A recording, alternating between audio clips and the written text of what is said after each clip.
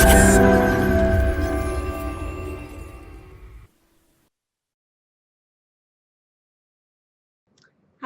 I'm Lena from Lena's Healing Haven, and this is episode 4.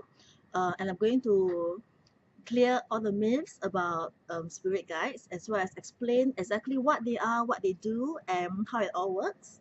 So, I've I've been on the spiritual path for a very long time, and I know about spirit guides through readings and stuff, and I have never really explored them deeply.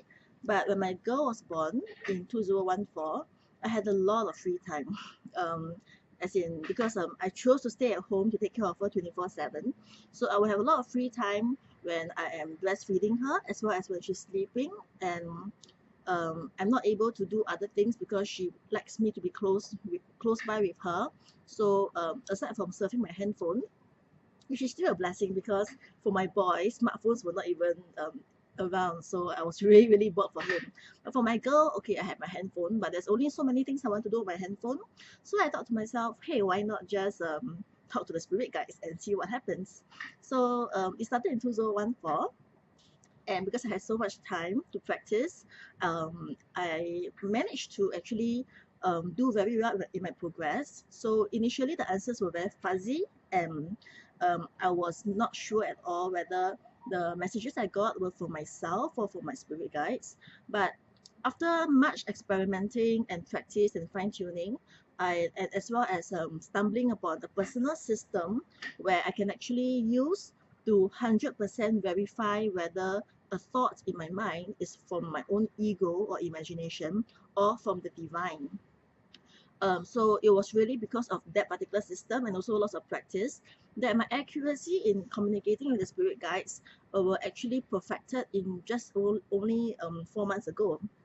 So it basically took me about 1 year and 7 months to get this fully correct, and that was through self-guidance, experimenting, and just bumping my way through and finding a path. So right now I'm in a very comfortable state where I talk to my spirit guides 24/7. So they've actually asked me to explain to everyone exactly what are spirit guides and why do we need to connect with them, but be it in the way I connect with them or through other ways, which they will explain later in this discussion. So first of all, spirit guides are literally guides in spirit form. Some people call them guardian angels, but this is a misnomer because some spirit guides are not angels. So it could be misleading for you to think that spirit guides is equivalent to guardian angels. Guardian angels are just a subset of spirit guides. There are many spirit guides in the world, and only a small percentage of them are actually angels. So they could also be very well-known spiritual beings such as Jesus, Buddha, Guan Yin, Muhammad the Prophet, Allah. They could also be lower level in terms of the spiritual enlightenment. So they could also be deities. They could be ancestors from your own family tree, and as well as spirit animals. So for spirit animals, it's a bit interesting because some people ask me, so where am I supposed to find this animal? No, it's spirit guide. They are not in physical form, they are in spirit form. So there's no animal for you to find. And just because your spirit animal is a horse doesn't mean you have to go ride horses or have a pet horse. And it doesn't necessarily mean that you have to like the animal either. So I've had people ask me, so my spirit guide is a lion. Does that mean I like lions? No, it's not true. Basically, the role of spirit guides, including the role of a spirit animal, is to help you develop qualities. So let's say if someone's spirit animal is actually a cat, so for that particular cat, their job may be to help the person develop qualities of grace, of being able to relax, and of wisdom. And all of this is not coming from my own logical mind. It's not like, okay, cats are associated with certain qualities, so maybe it means that you are supposed to develop these same qualities. It's not like that. When I do my work, I take myself completely out of the way and I let the spirit guides dictate exactly what messages come through to the extent of what words are chosen, the exact words, because different words, even of the same meaning, will have different connotations. So they can be very, very precise about the words I use, as well as when I say it, because sometimes a message comes through and I am not allowed to say it because the guides know that the person is not ready for it. So I'm very careful with my work. I work as a counselor. I have my own experiences of depression and stuff.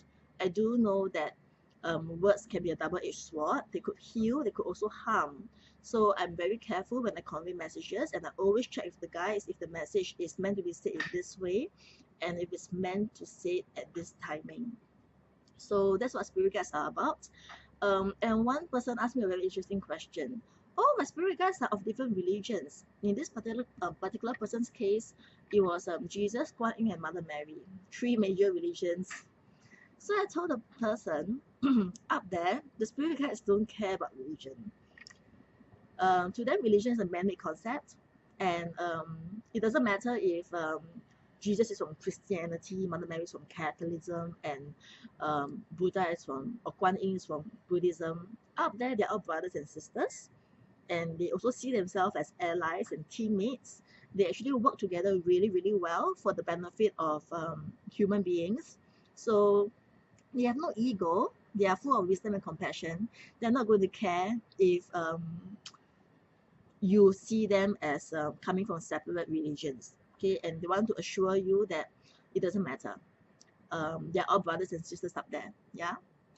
The other thing is, someone asked me, if I choose to listen to one guide and not the other, will they get upset? No.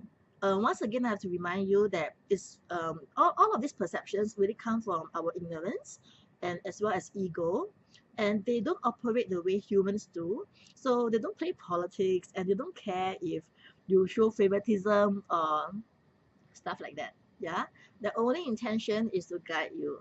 And the biggest challenge they face is that human beings are very hard to guide because a lot of them govern their lives on logic and rationality, and spirit guides tend to fall in the arena of intuition and wisdom.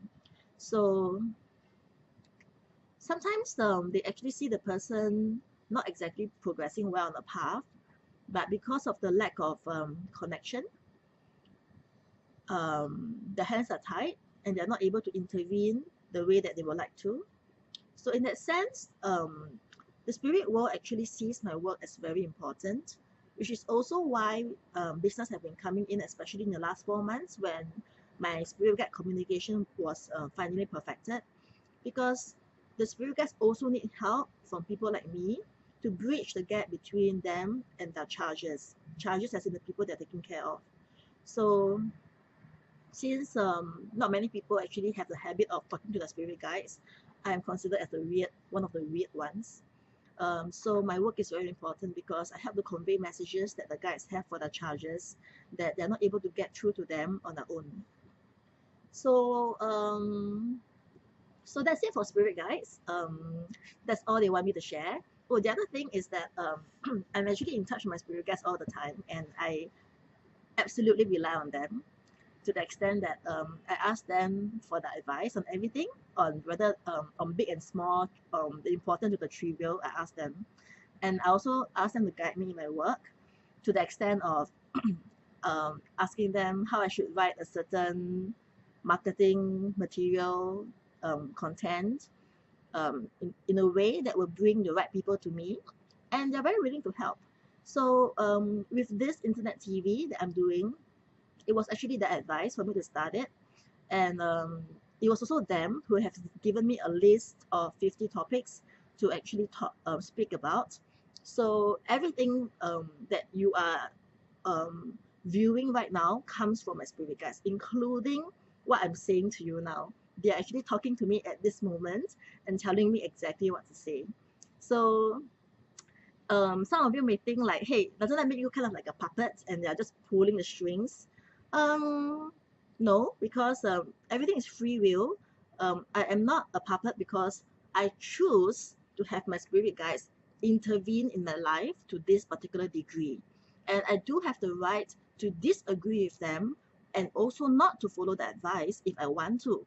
But I don't. I completely trust them and I completely follow all the advice they have for me, even when I don't like it. For example, I'm a very low maintenance person. I hate personal grooming. Okay, for me, it's just enough to keep myself clean by one bath a day. And my guys actually told me I have to color my hair. I have never colored my hair at all. I'm almost anti coloring hair because I believe in all natural, and I don't like the idea of spending long hours in salons, spending so much money just to have your hair in a different color. I just don't believe in it. No offense to those of you who do. It's just my personal choice. But my guys told me I have to color my hair because apparently my very black hair is no longer compatible with the energy that I send out. Because black actually is a very heavy and very dense energy. And even though I don't need to have my hair colored because my vibes that are sent out will still be almost as powerful, but every bit counts. And they just want me to be able to function in my work optimally, so they asked me to color my hair. So I was very reluctant to, because as I said, I'm anti hair coloring, but also because I comply with my guys all the time, I just went ahead with it. This is why you see my hair color turning lighter and lighter as the days go by. And I realized I like it. And it's not too bad because I actually have my assistant accompany me to the salon so that we can have work meetings while I do my hair coloring. So it's been a very pleasant experience so far, and I guess my guides are right as usual. So yeah, that's just an example of how my guides intervene in my life and how it's actually helped me in an unexpected way. So I'm going to end the session right now. Please feel free to contact me if you wish to communicate with your spirit guides, either through me or directly, because I do teach people how to connect with their spirit guides, and I've already had students who are doing it very proficiently, and they have been telling me how much it has helped them. So please feel free to contact me. My details are all in the information below. You can email me, WhatsApp me, anything, and I will check with your guides what's the best way for me to assist you. So, to the next episode, I'm going to say bye for now. Have a good day ahead, and I'll see you soon.